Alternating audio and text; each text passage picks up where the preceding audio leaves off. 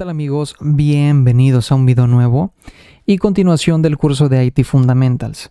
En este video vamos a empezar viendo las 4 tareas fundamentales que realiza una computadora, que son entradas, procesamiento, salidas y almacenamiento. Empezamos con las entradas. En términos tecnológicos, una entrada es un comando o información que se hace disponible para una computadora. Para que una computadora pueda procesar esta información, debe tener entradas de la misma. Las siguientes actividades pueden ser consideradas como entradas: teclear texto o números en un programa de computadora, es decir, un software, seleccionar opciones de algún menú con mouse, touchpad o touchscreen. En un momento te voy a presentar algunos dispositivos de entrada. Transferir fotos o videos desde una cámara digital, tableta o teléfono inteligente. Recuperar un archivo de algún dispositivo de almacenamiento. Grabación de audio. Capturar imágenes desde un escáner o de una cámara web. Algunos de los dispositivos de entrada son un teclado, como el que estás viendo en pantalla, un mouse o ratón, touchpad, un touchscreen, una webcam o cámara web, un escáner, un lector de código de barras, un micrófono, una cámara digital, por mencionar algunos. La mayoría de los dispositivos de entrada o salida son conectados mediante puertos USB y los dispositivos de almacenamiento interno por puertos SATA. En capítulos posteriores vamos a ver más a fondo estos temas. Ahora vamos con el tema de procesamiento. Procesamiento se refiere a la recuperación y modificación de entradas de los dispositivos de entrada que mencionamos hace un momento o dispositivos de almacenamiento. Los componentes que tienen que ver con el dispositivo de la información generada incluyen los siguientes. El primero es el Random Access Memory o RAM, el Central Processing Unit o CPU y Graphics Processing Units GPU. Una app, entrada del usuario o el almacenamiento residen en la RAM hasta que se guarden los cambios o se cierre la aplicación sin que se guarden dichas modificaciones. Los cambios en las entradas son precisamente realizados por el CPU. Este realiza cálculos para el procesamiento de las tareas. Ahora, si estos cálculos implican más procesamiento de video, como una presentación de 3D, video o manipulación de imágenes, es muy probable que esté siendo procesado por la tarjeta de video, es decir, la tarjeta gráfica. En capítulos posteriores vamos a ver más a fondo tanto la RAM como el CPU y el GPU. Ahora vamos a pasar a los dispositivos de salida. Estos se refieren a cualquier actividad que envíe resultados de procesamiento a algún dispositivo, de tal manera que puedan ser vistos o guardados.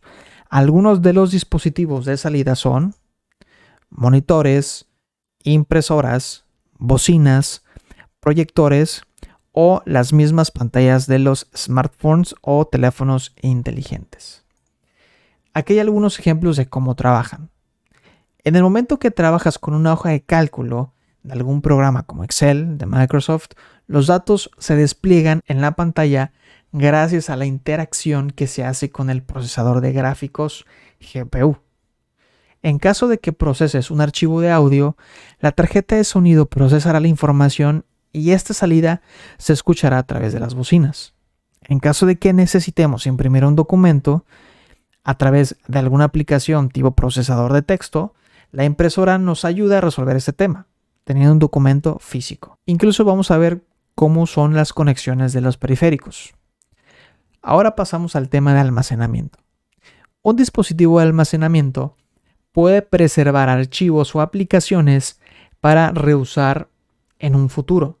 Los dispositivos de almacenamiento más comunes son memorias flash o memorias USB, discos duros internos, discos duros externos y discos duros de estado sólido. Cuando abres un archivo, la acción de abrirlo desde el almacenamiento es una entrada.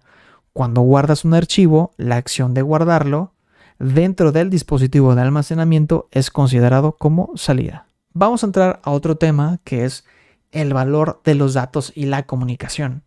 Aquí aprenderás acerca de la información y los datos como activos. La importancia de invertir en seguridad, la relación de los datos para crear información, propiedad intelectual, como marcas comerciales, derechos de autor y patentes, productos digitales, decisiones comerciales o empresariales basadas en datos, sacados de informes o reportes que te ayuden a tomar dichas decisiones. Hasta el día de hoy hay algunas organizaciones que solo toman como activos los elementos físicos, llámese edificios, maquinarias, materias primas incluso. Sin embargo, los datos y la información que se puede derivar de ella también debe ser tomada como activos. En algunas organizaciones, los datos o información es lo más importante que se tiene, a diferencia de otros tipos de activos. Esto es lo más fácil de robar, puesto que todo lo que se necesita es un malware o algún usuario dentro de la red con malas intenciones. Para robar esta información y utilizarlo con malas intenciones y sacar de esto un provecho económico del mismo. Importancia de invertir en seguridad. Hoy en día la seguridad no es solo un gasto bonito, tenerlo en el rack de nuestro site, que es, por llamarlo de alguna manera, la oficina donde tenemos nuestros equipos de comunicación. Es algo esencial. Sin seguridad será difícil protegernos de los intentos de conexión que se producen desde fuera de nuestra red, desde internet, por ejemplo. Hackers podrían robar información de cualquier compañía en cuestión, tomando la identidad de la misma, utilizando un ataque de tipo phishing u otros tipos de ingeniería social, donde se tiende a engañar a algún empleado dentro de la organización, haciéndose pasar por otra persona. En una aparente comunicación oficial electrónica, por ejemplo, obviamente un correo electrónico, redes sociales o sistemas de mensajería, o incluso por llamadas telefónicas. Debemos de tener en consideración 3 aspectos fundamentales cuando hablamos de seguridad. El primero es hacer un análisis costo-beneficio de los pasos de seguridad a considerar. El segundo es determinar el retorno de inversión de las mejoras en seguridad que necesitamos hacer. Y el tercero es el costo total de la propiedad. Básicamente, hacemos un análisis de cuánto, económicamente hablando, perderíamos si alguien llegara a robar nuestra información. Y a partir de aquí, hacer una inversión en seguridad. De tal manera que pongamos en una balanza cuánto perderíamos contra cuánto nos ahorraríamos si conserváramos nuestra información y datos intactos. Al calcular estos costos, debemos asegurarnos de tomar en cuenta cualquier requerimiento regulatorio para las medidas de seguridad que se deben tomar de acuerdo al tipo de industria. Ahora déjame hablarte de la relación de los datos para crear información. Pero, ¿qué son los datos? ¿Qué es información? Frecuentemente los términos son usados de manera indistinta. Sin embargo, hay una diferencia. Los datos no son procesados. La información se procesa a partir de estos datos. Entonces, ¿cómo convertimos datos en información? En el libro Working Knowledge de Thomas Davenport y Larry Prusak, espero haber pronunciado bien los nombres, ven este proceso como las 5 Cs. Antes de que te las diga, como nota, no todos los datos necesitan pasar por estas 5 etapas o 5 pasos, pero sí al menos ser parte de uno. La guía oficial de IT Fundamentals pone el ejemplo de los productos listados en eBay. En el paso 1 tenemos la contextualización. ¿Por qué se recopilan los datos? La lista es creada para ayudar a los compradores y vendedores a encontrarse para comprar y vender. En el paso 2 tenemos la categorización, que son los componentes clave de los datos. A cada producto se le asigna una categoría y subcategoría puesta por el vendedor, de manera que los compradores potenciales puedan encontrarlo de manera más fácil. En el paso 3 tenemos el cálculo, el análisis matemático o estadístico, que se refiere a cuántos productos similares van a coincidir con la búsqueda del comprador. En el paso 4 tenemos las correcciones. eBay, por ejemplo, permite a los vendedores editar o eliminar los productos listados. Y en el paso 5 tenemos la condensación, que es resumir, graficar o presentar los datos en tablas. eBay proporciona listados breves de artículos coincidentes cuando un comprador realiza una búsqueda, donde se muestra la descripción, precios y fotos. El cliente siempre podrá hacer clic en algún anuncio para obtener más información de dicho producto. Por lo tanto, sin estos 5 pasos, sería súper complicado para un comprador y un vendedor encontrarse entre ellos y cerrar un trato. Nuestro siguiente tema es propiedad intelectual. La propiedad intelectual es una obra creativa o invención que puede estar patentado, protegido por derechos de autor o marca registrada. Aunque la propiedad intelectual puede tener manifestaciones físicas como un libro, un filme, un videojuego o un software, la creación intangible almacenada en varios lugares físicos es lo que en realidad está protegido por los derechos de la ley de propiedad intelectual. Existen varios tipos de derechos de propiedad intelectual, como lo son marca comercial. Una marca comercial incluye varias formas en que una organización y sus productos y servicios se distinguen de otras organizaciones dentro del mismo o similar giro comercial. Las empresas también usan marcas comerciales como marcas de servicio. Se puede aplicar una marca comercial a cualquier producto que se venda y una marca de servicio a cualquier servicio que se ofrezca. Otras organizaciones en el mismo giro no pueden infringir otra marca comercial o marca de servicio. Sin embargo, si la organización decide expandir sus operaciones en otra ciudad, estado o país, puede encontrarse con que otra empresa está utilizando el mismo logo, frase o diseño, incluso en la misma industria. Una marca registrada es una marca que ha sido dada de alta en la Oficina de Marcas y Patentes de Estados Unidos o de cualquier país. El proceso puede ser tardado debido a que dichas oficinas u organizaciones deben de verificar otros registros para evitar alguna duplicidad. Una vez registrada la marca, si alguna otra empresa u organización las usa, estaría cometiendo un delito. Eso nos lleva a los copyright o derechos de autor. Proporciona al creador de la obra original el derecho de a. determinar de qué manera otros pueden ocupar su trabajo. Los derechos de un copyright tienen una vigencia. Este varía dependiendo del país donde se encuentre. ¿Qué se puede proteger? Bueno, podemos proteger un software de computadoras, diseños industriales, fotografías, grabación de sonidos. Ahora, no es necesario registrar un copyright, pero hacerlo es útil para determinar si se infringe un daño a algún autor. Ahora, tanto el software comercial como el de código abierto pueden ser protegidos. El propósito de proteger un software de código abierto es permitir el abastecimiento, por llamarlo de alguna manera, de licencias, precisamente de código abierto.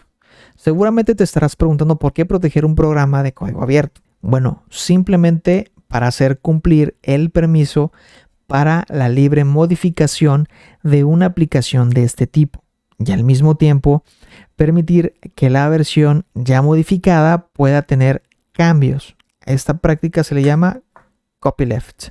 Tenemos también los términos y condiciones de copyright o términos de uso. Existen organizaciones que te permiten utilizar legalmente su marca bajo cierto tipo de términos y condiciones. Tenemos también la parte de infringir el copyright o los derechos de autor. Existe la otra cara de la moneda donde no tenemos el uso autorizado por el autor. Por ejemplo, la copia no autorizada, reventa, realizar el trabajo sin licencia, incluso adaptaciones. La copia y reventa de un software sin licencia generalmente se le conoce como piratería.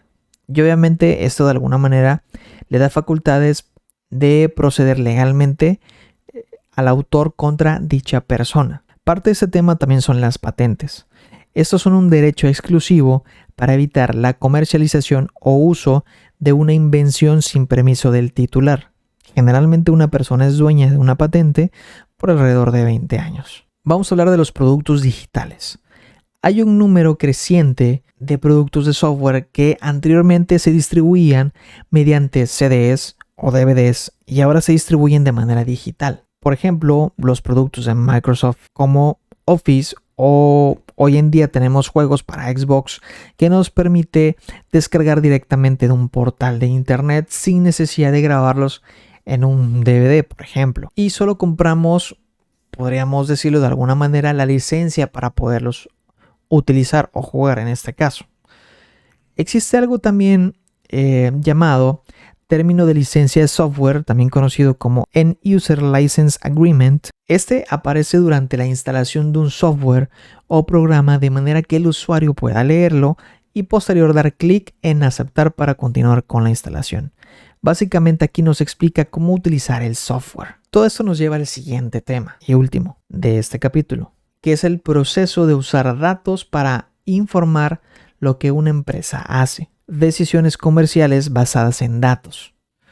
Este proceso refiere al menos 3 pasos. La captura y recolección de datos. Refiere básicamente a solo recolectar los datos necesarios para el siguiente proceso, que es el correlación de datos, el cual nos obliga a asegurarnos que los datos recolectados tengan una relación entre ellos.